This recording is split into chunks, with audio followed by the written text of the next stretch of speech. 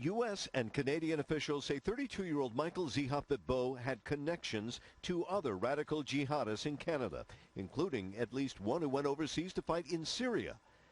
Authorities also have a moment-by-moment record of Bibeau's attack on Parliament Hill. Yet much of Bibeau's life is still a mystery. Born in Montreal in 1982, authorities say he moved around the country, that he lived in Quebec, Ottawa, Calgary, and Vancouver. His mother, a high-ranking Canadian immigration official. Court documents show his parents divorced when he was 17. Other court records show he had a criminal past, mainly for drug use. It was that history which recently caught the attention of the Royal Canadian Mounted Police when Bibeau allegedly applied for a passport. We were aware that he had applied recently for a passport, and we were contacted to conduct background checks.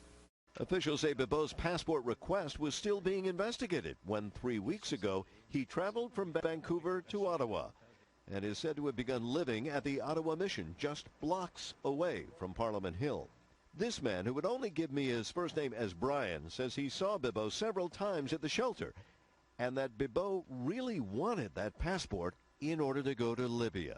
So he wasn't talking Iraq, he wasn't talking Syria, he was talking specifically Libya. Yeah, he wanted to go back to Libya, apparently. I don't know if that's where he was from or if that's where he was just wanted to go or to take part in whatever's going on over there. Police say Bibeau had converted to Islam.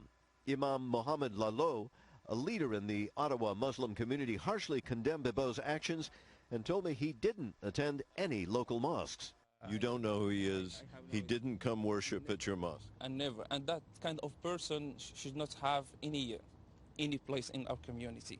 If they are able to come to our community, we would like to change their mind. But Brian says he did witness Bibeau praying in the homeless shelter the night before the attack.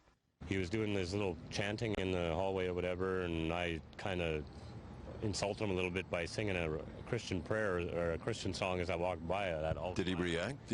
He didn't really even react. He didn't even notice I was there. It was like he was in a trance. Bibeau would die the following day.